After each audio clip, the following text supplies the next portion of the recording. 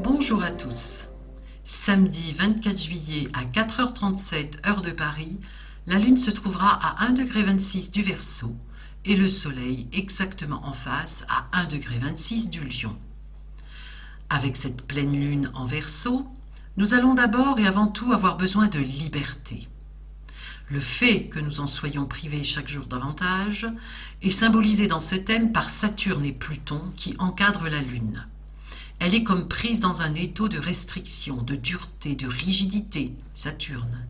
Et cela est sous-tendu par des mensonges et de la manipulation, par des motivations cachées et l'agitation du drapeau de la peur en continu via la grande majorité des médias.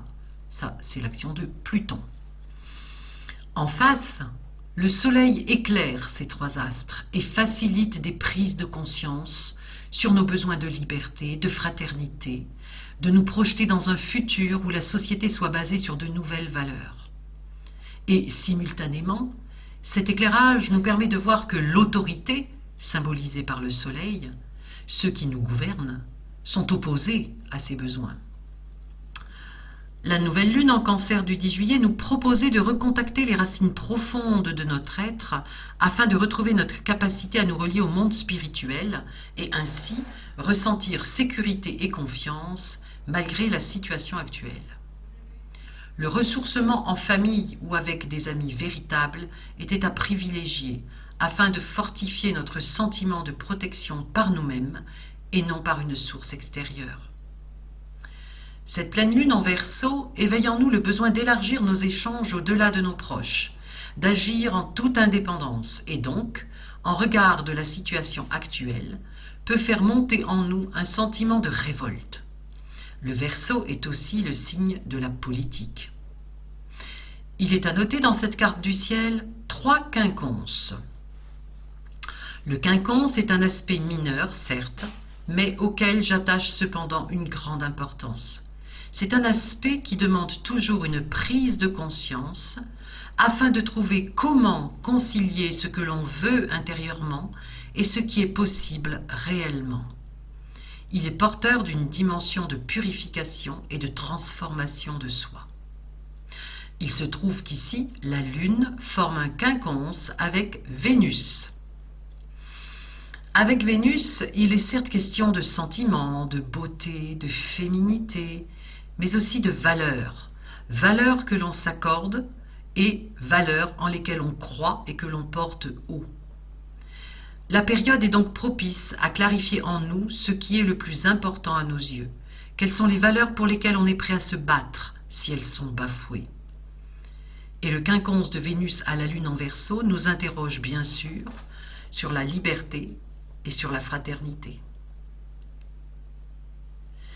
D'autant plus que Vénus est opposée à Jupiter rétrograde.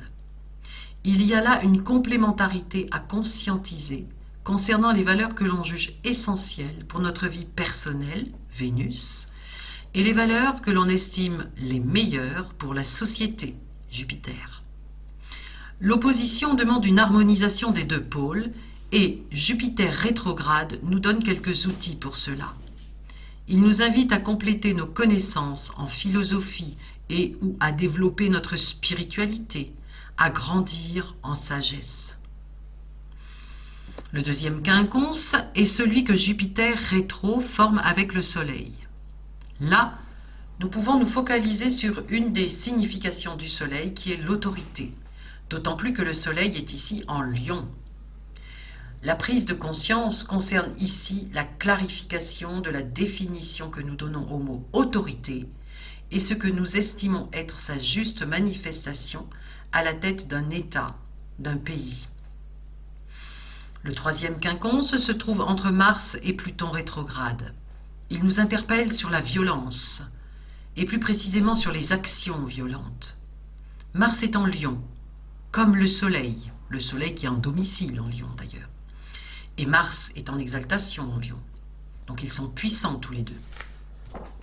Dans notre contexte sociétal, nous pouvons dire que les actions de l'autorité, de l'État, sont sous-tendues par l'énergie plutonienne. La prise de conscience à faire se situe au niveau des motivations de cette autorité étatique. Pour rappel, avec Pluton, le mensonge et la manipulation sont généralement à l'ordre du jour. Mais Pluton a aussi des facettes positives et bénéfiques. L'inspiration et l'intuition de Neptune en Poisson peuvent descendre profondément en nous et s'ancrer définitivement grâce à l'énergie de Pluton. Pluton et Neptune étant en sextile. De plus, nourri par Pluton, Neptune rétrograde, grâce au trigone avec Mercure, va pouvoir trouver les mots pour donner forme aux intuitions et aux inspirations. Les énergies de cette pleine lune sont une formidable opportunité pour modeler en nous nos vraies valeurs sur les plans personnels et collectifs, pour aller chercher au fond de nous ce que nous savons juste et pour démasquer autour de nous ce qui n'est pas honnête, ce qui n'est pas vrai. Avec le sextile de Chiron à Saturne, Chiron étant toujours en Bélier, la guérison de notre individualité se poursuit, pour peu que l'on s'en occupe, que l'on travaille sur soi, selon la formule admise. Là encore, énergie aidante pour faire émerger des certitudes qui sont vraiment les nôtres et celles dictées par une autorité, et non celles dictées par une autorité qui pervertit tout, même le sens des mots.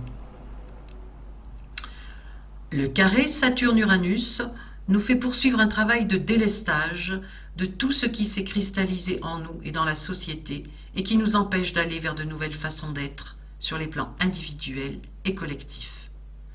Depuis mai dernier et jusqu'à octobre, Saturne est rétrograde, ce qui nous aide à intérioriser, à conscientiser ce qui doit être changé. Saturne est également en lien avec les nœuds lunaires. Il est sextile au nœud sud et trigone au nœud nord. Le trigone au nœud nord en Gémeaux peut être vécu comme une facilité pour communiquer de façon claire et avec simplicité nos pensées sur les bouleversements en cours.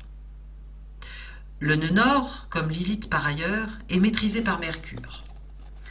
Tous les deux se trouvent en maison 12 pour ce thème monté pour la France. La maison 12 est celle de l'évolution par une recherche intérieure.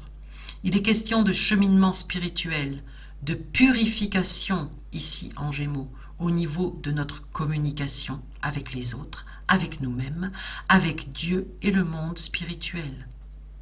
Une purification permettant la régénération de soi.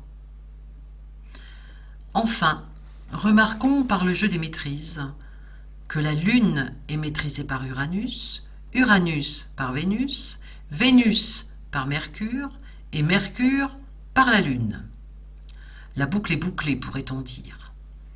Les planètes intérieures, Lune, Mercure, Vénus, sont directement pour la Lune et Vénus et indirectement pour Mercure, nourries par l'énergie uranienne.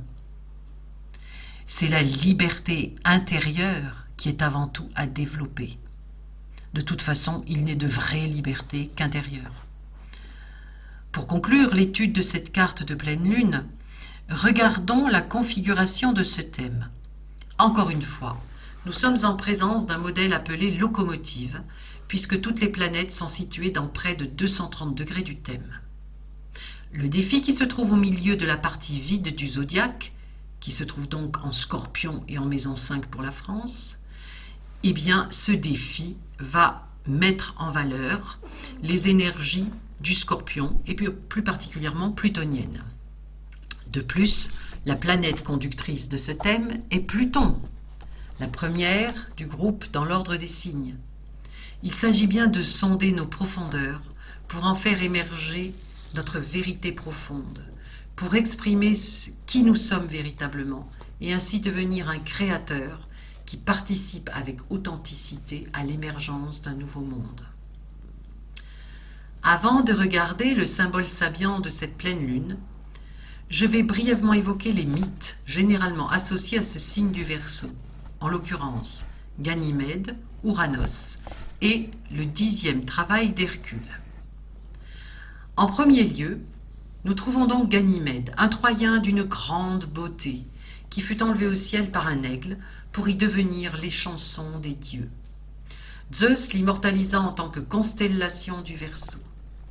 Il est à noter que le verseur d'eau, qui représente le signe du Verseau, verse une eau spirituelle, c'est-à-dire une eau de la connaissance spirituelle, qui doit pleinement se répandre sur la terre lorsque nous serons à l'ère du Verseau. Ensuite, nous trouvons Ouranos, que l'on appelle le Père des dieux et qui personnifie le ciel. Il fut le premier fils de Gaïa, la terre. Selon les sources, il n'eut pas de père, ou bien il est question d'éther ou de chaos, le chaos. Par la suite, il eut, avec sa mère Gaïa, un grand nombre d'enfants, dont Chronos, Saturne pour les Romains. Ouranos représente la réflexion de l'idée d'un univers avant que celui-ci ne prenne forme. Il est le symbole de l'espace infini de l'esprit divin en devenir. Enfin, nous avons un lien avec le 10e travail d'Hercule, les bœufs de Gérion. Le périple d'Hercule pour ramener les bœufs de Gérion jusqu'à Mycène va se dérouler en 2 temps. Tout d'abord, Hercule, Héraclès pour les Grecs, va se rendre maître des bœufs. Puis, dans un second temps, il va les conduire à Mycène pour les remettre à Eurysthée, roi de l'Argolide et commanditaire des 12 travaux. Le destin d'une personne marquée par le Verseau ou par Uranus s'accomplit souvent en 2 temps, avec une bascule autour de 41-42 ans, qui est le milieu du cycle d'Uranus, qui est de 84 ans. Et donc cela correspond à l'aspect opposition par rapport à la position natale. Le périple d'Héraclès, Hercule, montre des comportements et actions que l'on retrouve chez l'Uranien. Le goût pour la nouveauté, l'attrait de l'inconnu, le peu de souci du sens hiérarchique, le désintéressement, l'improvisation, la prise en charge d'un groupe, l'indépendance, l'intelligence. Il est solitaire, mais solidaire du groupe. Si vous êtes marqué par le signe du Verseau ou par Uranus, je vous invite à lire les différentes versions que vous puissiez trouver de ce 10e travail d'Hercule, qui vous apportera beaucoup quant à la connaissance de votre nature profonde. Maintenant, pour compléter cette étude, je vous propose de regarder le degré sabiant de cette pleine lune. Le 2e degré du Verseau est intitulé « Un orage soudain ». La dominante est le besoin d'acquérir une assurance intérieure qui nous permettra de faire face à des crises inattendues. Le commentaire de ce degré précise que ce symbole renvoie à un événement auquel on n'est pas préparé et que cette scène souligne le fait que la nature peut réduire à l'impermanence les efforts et les activités constructrices apparemment les plus permanentes. Toutes les institutions humaines et leurs hauts faits peuvent être balayés même à l'apogée de leur gloire. L'auteur conclut en notant « C'est le défi de la nature ». Cela nous renvoie aussi bien à notre impuissance face aux catastrophes naturelles qu'à nos peurs conscientes et inconscientes. Et face à cela, il nous est proposé de fortifier notre assurance intérieure, ce qui confirme que toute force pour affronter les difficultés et les catastrophes se trouve d'abord en nous. Le travail sur soi, du développement personnel au cheminement spirituel, est plus que jamais la priorité. Maintenant, au niveau de la numérologie et des tarots, nous voyons que la date de cette pleine lune, 24/07/2021, nous donne 9 ou 18, selon la méthode de réduction utilisée. L'arcane 9 est l'ermite et l'arcane 18 est la lune. Comme pour les 3 premières pleines lunes de cette année astrologique, 28 mars, 27 avril et 26 mai, nous retrouvons les énergies de l'ermite et de la lune. Il y a à nouveau avec la lune une demande de dévoilement de nos émotions, de nos peurs. Qu'est-ce qui les nourrit? D'où viennent-elles? Comment les surmonter, les maîtriser? Avec l'ermite, il y a insistance sur la nécessité d'introspection, de réflexion, sur la nécessité de prendre le temps de ressentir, de réfléchir afin de permettre à notre sentiment et à notre pensée de s'approprier le contenu de nos prises de conscience. Cela est en résonance avec la proposition du degré Sabian de faire grandir notre assurance intérieure sur laquelle peut s'appuyer et se développer la liberté intérieure qui est le sujet du jour avec cette pleine lune en Verseau. Je vous remercie pour votre écoute et vous souhaite une très belle pleine lune. À bientôt.